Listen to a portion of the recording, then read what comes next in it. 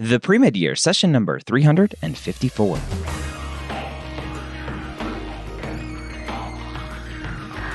Hello, and welcome to the Pre-Med Years, where we believe that collaboration, not competition, is key to your success.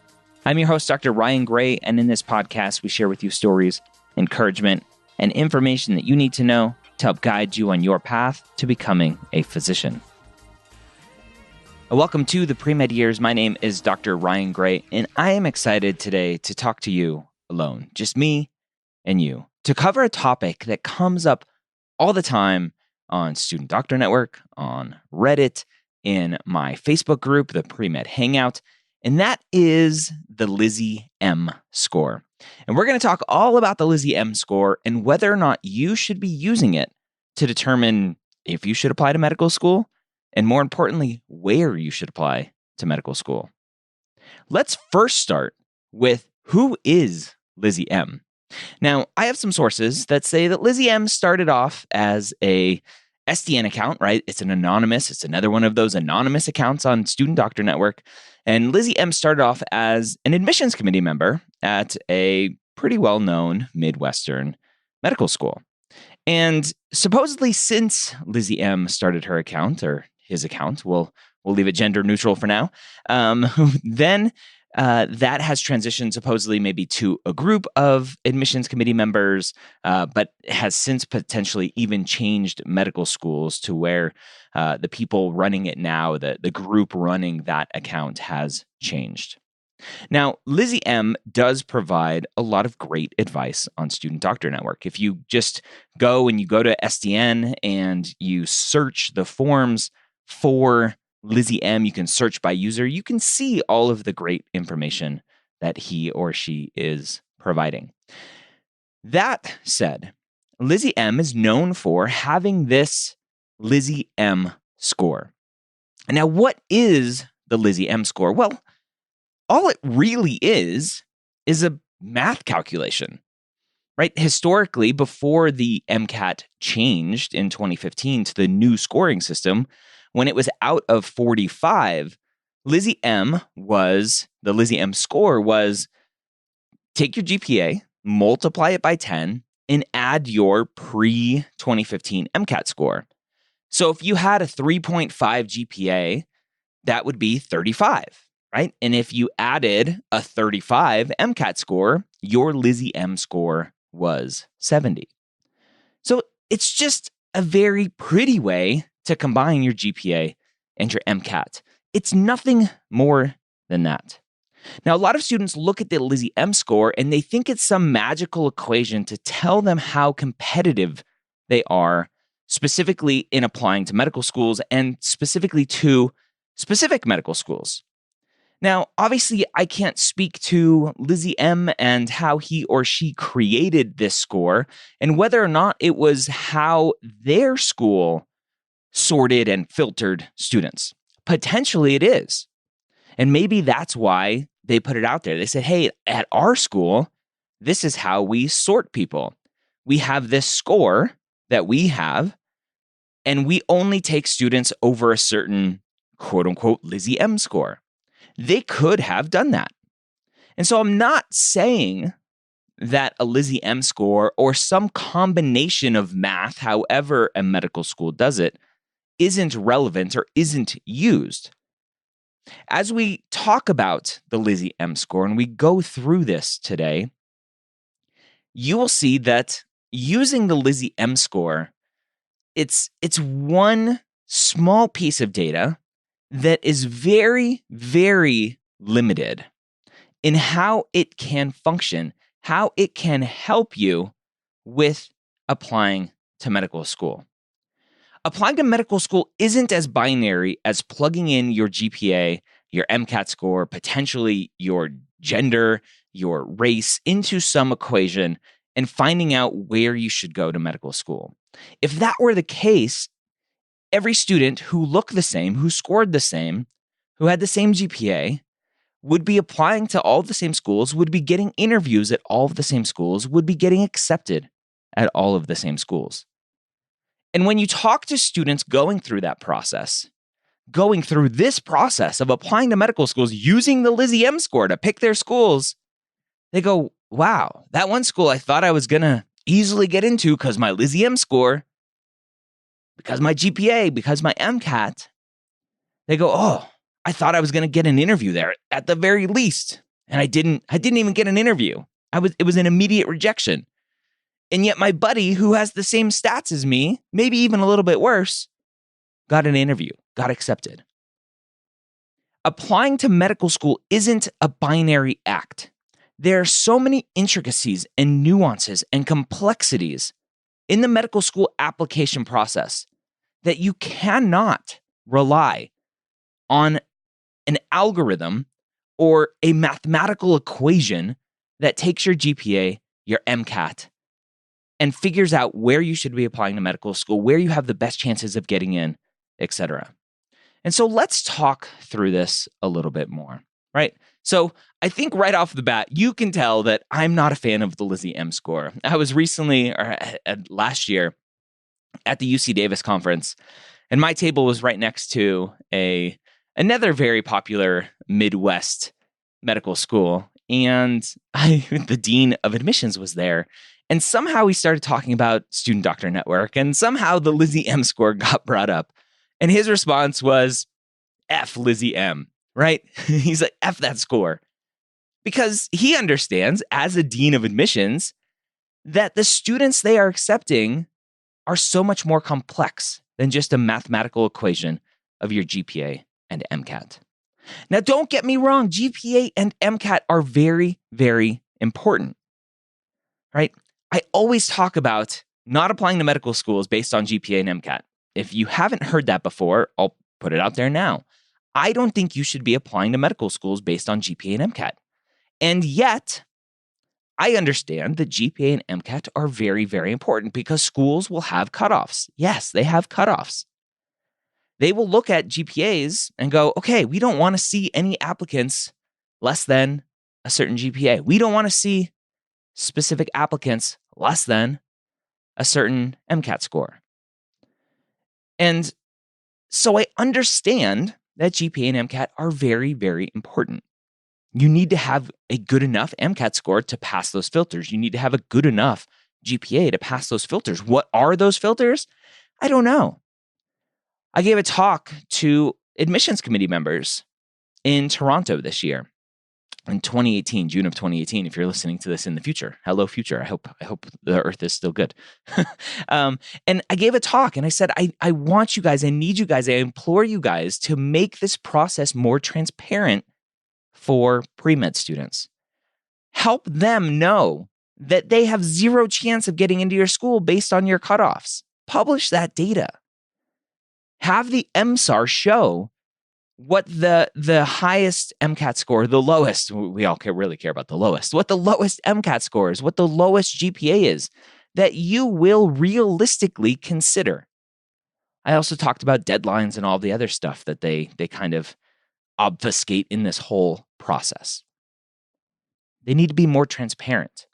And so as you are going through this process, yes, GPA and MCAT are important. Here's the problem with just looking at GPA and MCAT though, right? A lot of you are non-traditional students. A lot of you are coming from doing very poorly either through your whole first degree or maybe just your first semester, your first year, and you stopped going to school. Or maybe you were kicked out of school. You have a very bad trend in your GPA. And so when you look at the ability to raise your GPA based on how many credits you need to either graduate or get a second degree or just take your prereqs, you're looking at maybe only a 3.2 GPA overall. But that trend is surely amazing, right? The last 40 credits or the last however many credits is going to be fantastic. And so when you plug in a 3.2 into the LizzyM calculator and you get a 510 on the MCAT, which is a great score, right? The average now for matriculants is a 511. Let's say you got a 511. It's the same score as a 510 based on the conversion that SDN provides. If you only, quote unquote, only have a 3.2 because LizzyM can't take into account trends, Your LizzyM score is a 63. And if you go to Student Doctor Network and you go, okay, I have a LizzyM of 63, what are my chances? Or you look at the data that SDN provides, and it shows all of the LizzyM scores for medical schools. You go, oh, it's 63. Oh, that's not very good. But when you look at your GPA trend, which medical schools can see if they choose to look at that trend, which a lot of them do, right? I talk a lot about some schools have a 32-hour rule where they only look at your last 32 hours. Some schools have a thing where they only look at your last 20 hours of science credit, and that's how they determine kind of your caliber of academic success.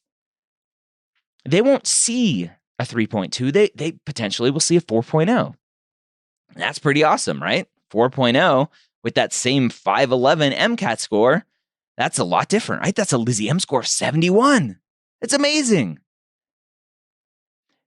The LizzyM score for each of the medical schools isn't, again, a specific number that the school is saying, hey, this is our LizzyM score. You have to understand that. Medical schools are not going to Student Doctor Network and saying, hey, here's our LizzyM score. Let the world know that we don't want students less than this LizzyM score. That is not how this process works. What Student Doctor Network is doing is looking at the data available through the AAMC or through whatever data they're reaching out and getting from schools. And they're going, okay, historically, here's the median MCAT for this medical school. Here's the median GPA for this medical school. Guess what? If you have a GPA and you have an MCAT, you can calculate a LizzyM score based on historical data.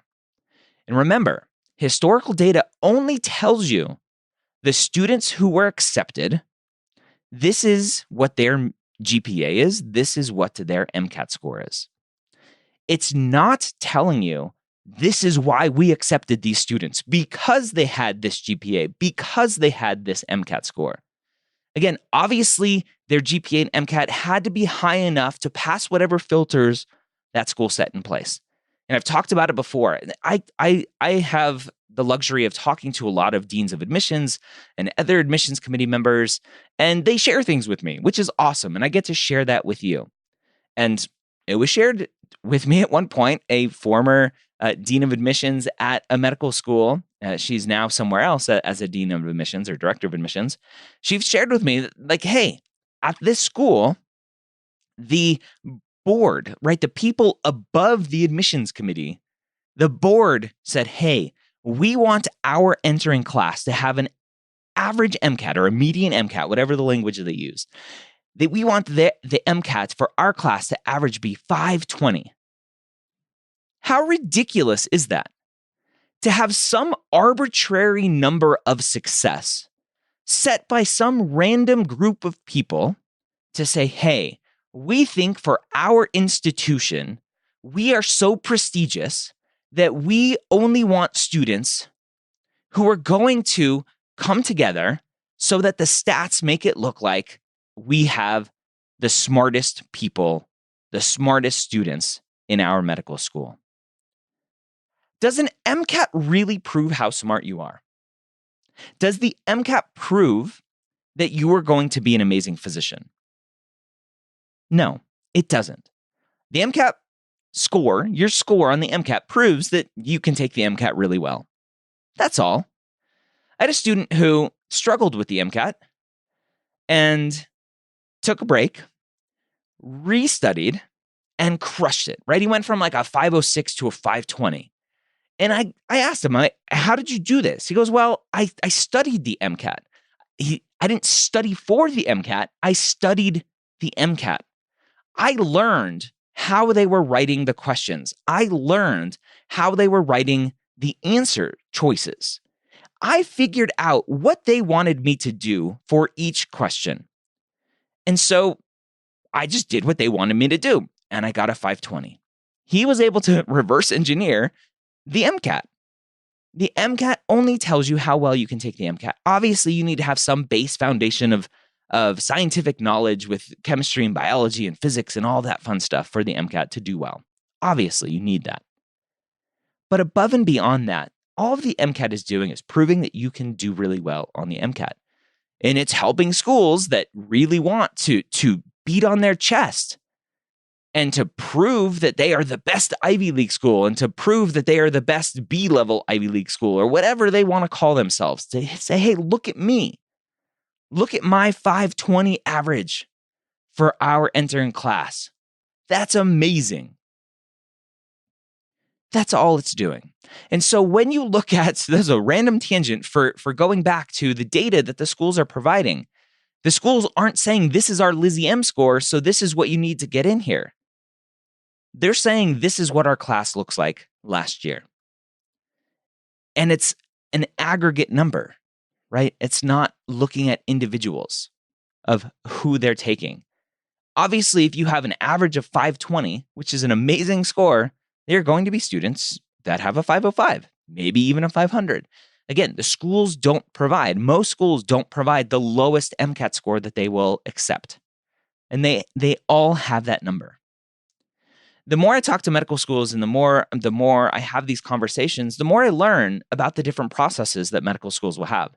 And so we'll have these conversations with schools and we'll say, okay, yes, you filter out. But guess what happens at a lot of the schools that filter applications and say, hey, we only want to see above a certain GPA, above a certain MCAT score. They're actually sorting those applications. And then all of the ones that don't pass the filter, they don't immediately go to some trash can, right? The digital shredder, I call it. A lot of times, for some schools, they go to just a different basket to say, yep, these are the students who likely are not going to get an interview, who likely aren't going to be accepted. Yet, let's keep their applications here. We're going to assign someone to go through these applications and really look for the diamonds in the rough. The student who had to overcome so much, and maybe their scores don't show that story, but we're going to have someone go through the process of looking through these applications. That happens. Schools do that. And so when I talk about not using MCAT and GPA solely, which most of you are doing, unfortunately, solely to apply to medical schools, your story matters. I get a lot of pushback from the SDN crowd, a lot of pushback from the Reddit crowd to say, hey, that's just not true. Schools want the stats. And yes, there are some schools that want the stats, unfortunately. But your story matters. And you know what doesn't capture a story? A stupid math equation called the LizzyM score. The LizzyM score will not capture your story. The LizzyM score cannot capture your trends. The LizzyM score cannot capture that you were homeless and had to overcome moving 20 times with your family because you kept getting evicted. The LizzyM score will not capture that you came to this country at 14 years old, at 15 years old, potentially alone, having to learn English for the first time, having to assimilate to a new culture, to a new country. The LizzyM score cannot capture those things. No rating system can. The LizzyM score or the WARS, the Wedge Dog applicant rating system. That's another applicant rating system that was created.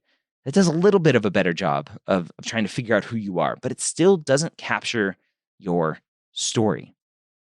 So when you look at the AAMC data and you look at the charts that they put out, and you can see a 4.0 student with a 520 MCAT score, right? That's a LizzyM score of 77. That's amazing. And you see that only, I don't even have the chart in front of me, but only, let's say, 85 or 90% of those students are accepted, whatever that number is.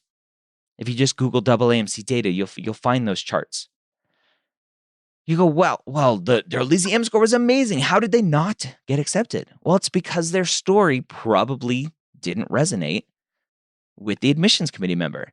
Maybe they thought, look at my LizzyM score. I'm only going to apply to the top institutions because my LizzyM score is amazing. I have a LizzyM score of 77. And so I'm going to look at all the schools above a 70 or whatever they do, and they apply to the most competitive schools. No matter who you are, applying to the most competitive schools because you have super competitive stats is not a good idea. When you are applying to medical schools, you need to apply broadly. When you are applying to medical schools, you should not be applying based on MCAT and GPA. Do not go to the MSAR. Do not go to SDN. Look at your LizzyM score. Look at your GPA. Look at your MCAT score. Plug that into the MSAR, which it allows now, which I don't like, and create your school list from that. Students are doing that, and they're applying to more and more schools every year. The last set of data that came out from the AAMC shows that students are applying to an average of 16 schools now. That's up from 14. And when you look at the number, right, and I don't want to accuse the AAMC of anything, but when you look at the total number of applications coming in, right, if you think there's 55,000-ish, 52, I think, thousand students applying to medical school, if you double that, or not double that, you multiply it by 2, right, because every student's applying to 2 more schools, that's an extra 100,000 applications going to medical schools. And guess what? Each of those applications costs money. And guess who's getting that money? The AAMC. So it's in the AAMC's best interest to have students apply to more and more schools. And potentially, maybe, I'm not accusing, but potentially maybe that's part of their thought process of, hey, we don't want to provide more data because it may limit the number of schools that students apply to. And it's not in the best interest of our bottom line. It's not in the best interest potentially of the medical schools, because the medical schools, when they get more applications, they send more secondaries, they potentially get more income to support their admissions departments. And so as students are applying to more and more schools, that's more money for the system at the detriment of the students, especially the disadvantaged students who can't apply to more and more schools or are going into more and more debt and suffering the mental anguish of being in debt. And I used to be there. I had a lot of nights where I didn't know how I was going to pay my credit card bill in medical school. And luckily I've come through that, but it took a long time. And so as you are looking at medical schools to apply to, just because you have amazing stats doesn't mean you should only apply to amazing schools, because your story matters so much more. Your fit matters so much more. Let's talk about one school. I had Dr. Sunny Nakai on the podcast. She's at University of California, Riverside, right? Great medical school, California system. And so students who are based in San Francisco, in the Bay Area, go, oh, hey, I have a 4.0 GPA and a 520 MCAT score. My LizzyM score is a 77, right? And the LizzyM score for UC Riverside, again, I don't have it off the top of my head, but it's much lower than that. So I'm a shoo-in, right? It's a quote safety school. And yet when you look at UC Riverside, you look at their mission. Their mission is to serve the students of the Inland Empire. When you look at that school and their mission, when you look at the students that they are accepting, when you look at the patient population that they are serving, they want students who are going to serve that population, who are going to stay in that area, hopefully, to serve that population. Someone coming from the Bay Area going to the Inland Empire may have a little bit of culture shock and go, oh, this is not what I expected. And a lot of times the students who are crushing their stats, their 4.0s and 520s, are likely potentially going to do just as well on the boards. And those students will go, oh, hey, look, I crushed step 1. I might as well be a dermatologist. And Dr. Sunny Nakai is like, hey, we don't even have dermatology in the area to support you if you want to be a dermatologist or a plastic surgeon or whatever it is, right? Whatever she said. I think it was one of those two. Don't come here if you want to do that. We don't have that specialty to support you, to mentor you, to give you the experience that you need to go and match it at a competitive institution. You have to look at the schools, look at their missions to figure out where you are going to be a good fit, not just based on MCAT and GPA. You have to do research when you are applying to medical schools. Look at their missions, look at their vision statements, look on YouTube, look on Twitter, look on Instagram, look at what students are saying about the schools. Do as much research as possible. And we have a new project that is almost ready to be launched, Med School Reviews, where we'll have students rating the schools and leaving comments about the schools, and we'll verify that they're students at the schools. And so we'll give you a little bit more information about the school itself. You have to know more about the school than just what their MCAT and GPA are, because you are much more than that. Again, yes, it's important. The MCAT and GPA are important, but you have to make sure that you're fit for the school and your interest in going to that school matter and match much more importantly. So when you look at the LizzyM score, let's talk about the wars real quick. So wars versus LizzyM, right? How do they compare to each other? How does the LizzyM score compare to the wars? And so wars was created a couple years after LizzyM was created, and it was created by another student doctor network user named WedgeDog. It's the WedgeDog applicant rating system. And it's a very, like when you look at the post that was created to support his or her again, algorithm, it is having the user, having the applicant kind of rank on their own scale their research and their shadowing and clinical experience and some other things, along with obviously MCAT and GPA. And it's the same thing. This student or this physician, I think it is, then takes and categorizes medical schools and say, hey, these are the top tier medical schools, most selective medical schools. And you can look at that data to see how many applications each medical school gets and how many students they accept. And again, all of this data, it's not data that really means anything. A medical school that gets 4,000 applications. I was looking at this data recently with someone, and they were like, "Oh, look at my state school. It's not very selective." I'm like, "Well, is it not very selective, or do they just not get a lot of applications?" And I think it was University of Kentucky. So public state school. They go, oh, look, the acceptance rate here is like 3% based on total applications. And you look at a more competitive Harvard, it's like 1% or less than whatever they are. WashU, I think they were comparing it to. When you look at that, and again, I don't have the data in front of me, and that's okay. You can go look at this data. When you look at that, you can't just say, oh, University of Kentucky is much less selective than WashU or than Harvard. You can't make that comment just looking at those numbers. Because when you look at the numbers, you go, oh, well, WashU, I think it was WashU. And again, don't hold me to everything I'm saying based on numbers. But when you look at the data, you go, oh, WashU gets twice the number of applications than University of Kentucky. Right? Twice the number of applications for less seats than University of Kentucky. And so obviously, it's going to look like WashU is, quote unquote, more selective. But they got more applications and have less available seats. They have to be more selective.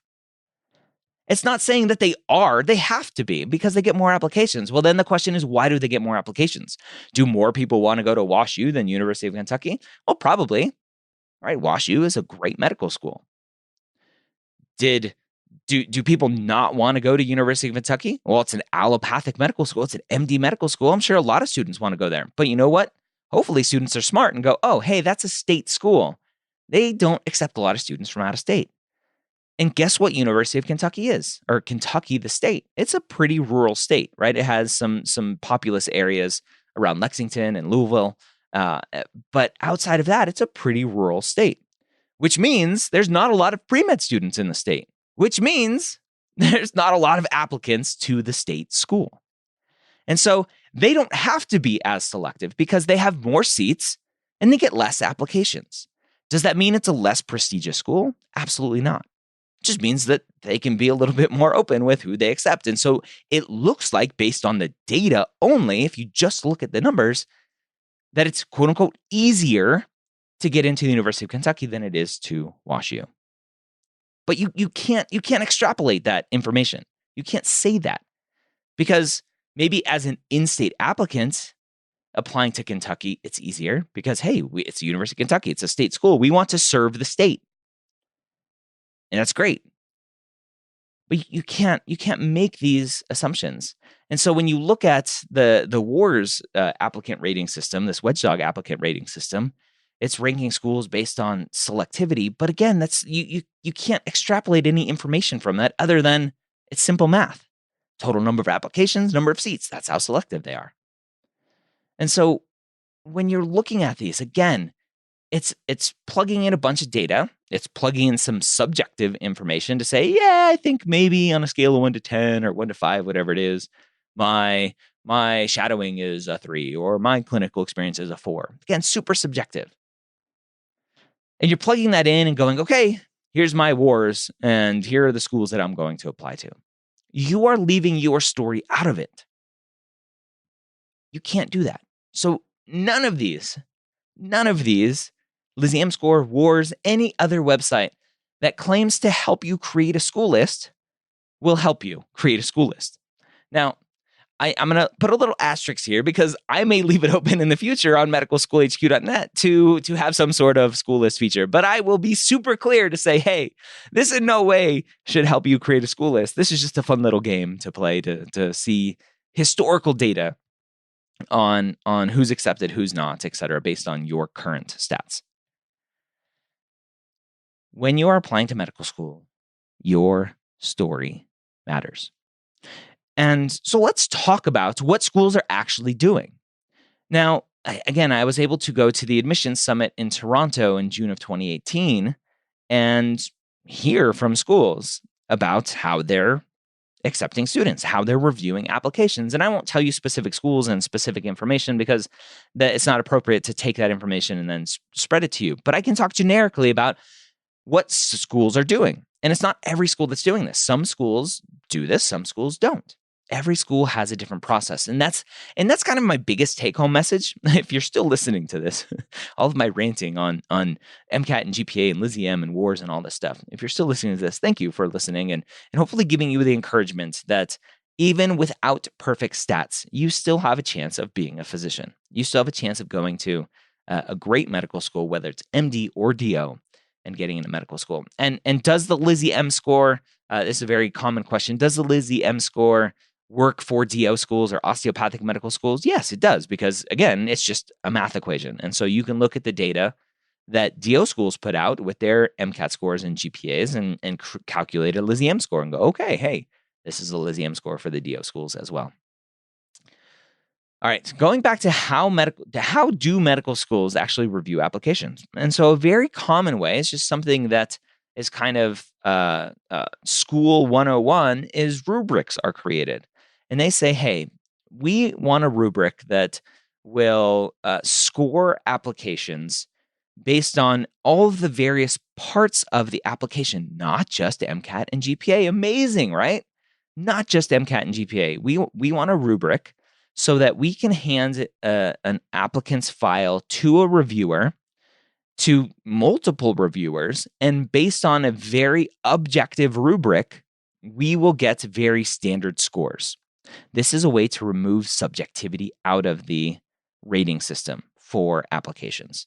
And medical schools will go, okay, for this range of GPAs, they get these amounts of points. And for this range of GPAs, they get this amount of points. And for this range of MCAT scores, they get this points. And for this range, they get those points. And the reviewers are going through the application going, okay, a 3.5 GPA, that equals a 3 in our system. A 510 MCAT score, that equals a 4 in our system. And they're going through this and they're reading the disadvantage statement to say, oh, wow, this student has overcome so much. This student has done so much with so little. They get this amount of points.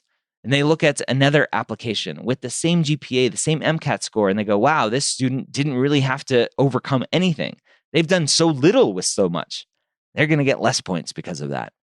They look at your extracurriculars and they go, wow, tons of clinical experience. Great. Shadowing. Great. They understand what they're doing. They've done a ton of reflection.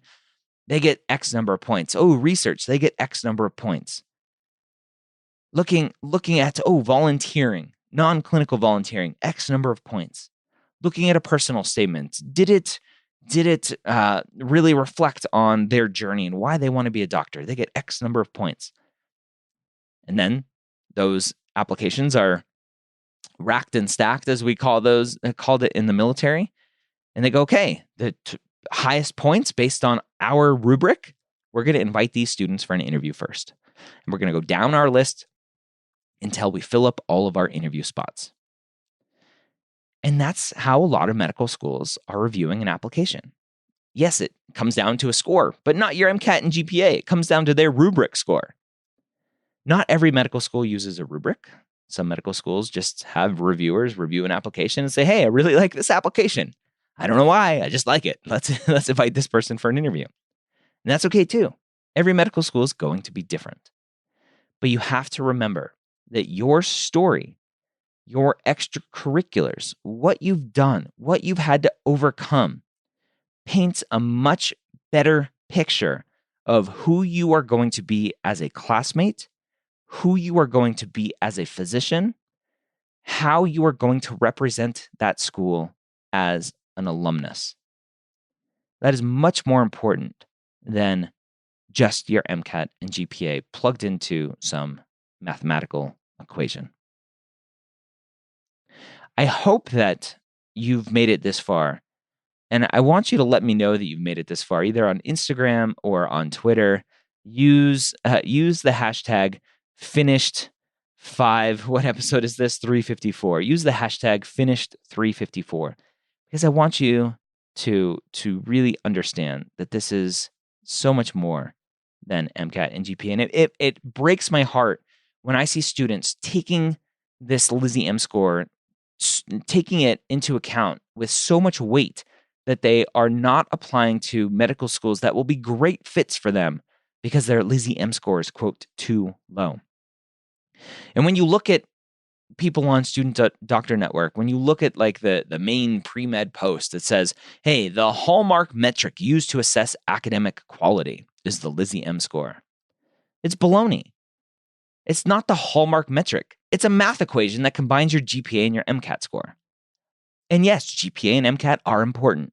Again, I'm not denying that. But your story matters so much more than a math equation. Your journey, your trends matter so much more than some math equation.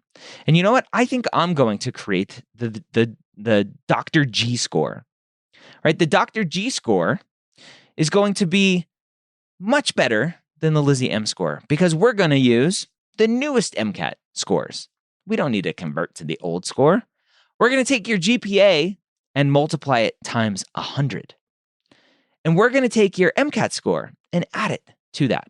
And so we're going to now take your GPA and multiply it again by 100. And we're going to say that, hey, now your GPA, your LizzyM score is going to be your Dr. G score is going to be much better than that, right? So if you look at a 4.0 and a 528, that's a Dr. G score of 928. And we can go down the list from 872 to a 928 with a 4.0 based on your MCAT score. And hey, if you have a 3.5 GPA and a 510, your Dr. G score is an 860. That's a pretty good Dr. G score in my mind. Again, it's just a mathematical equation. It doesn't mean anything, but I think we're going to have to come up with a Dr. G score. I spread that and really spread the truth that the Dr. G score is trash. The LizzyM score is trash. It's just a piece of data based on your MCAT and your GPA that don't tell you anything about how a school is reviewing applications, that it doesn't tell you anything about cutoffs that the school has for MCAT and GPA. Your story matters. That's what I'm going to leave you with. Have a great week. See you next time.